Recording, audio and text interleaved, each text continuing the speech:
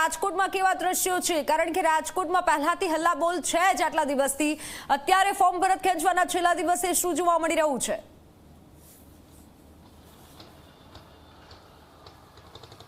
ચોક્કસ જ મિત્તલ, રાજકોટ મહાનગરપાલિકાની ચૂંટણીની અંદર 72 બેઠક ઉપર 243 જેટલા ઉમેદવારો છે, તેમના ફોર્મ છે તે માન્ય છે તે રહ્યા છે. ને ખાસ કરીને આજે જ્યારે ફોર્મ પરત ખેંચવાનો જ્યારે છેલ્લો દિવસ છે ત્યારે કોંગ્રેસ અને આમ આદમી પાર્ટીના જે ઉમેદવારો હતા તેમને અજ્ઞાત સ્થળે છે તે લઈ જવામાં આવ્યા છે. આજે બપોરે 3 વાગ્યા પછી તે ઉમેદવારો છે તેમને પરત લાવવામાં આવે તેવી પૂરી શક્યતાઓ જોવા મળી રહી છે. ખાસ કરીને ઈવીએમની વાત કરવામાં આવે તો ઈવીએમમાં 14 જેટલા ઉમેદવારોના નામ છે તે રહેતા હોય છે. ત્યારે રાજકોટના વોર્ડ નંબર 4, 13 અને 15ની અંદર જે રીતના ડબલ ઈવીએમ છે તે મૂકવા પડે તે પ્રકારની સ્થિતિનું નિર્માણ છે તે થયું છે.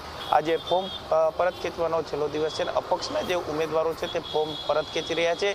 જોકે આમ આદમી પાર્ટી અને કોંગ્રેસના ઉમેદવારો હાજર ન હોવાને કારણે તેમના ફોર્મ પરત ખેંચવાની કોઈ વાત છે તે ત્યારે સામે આવી રહી નથી.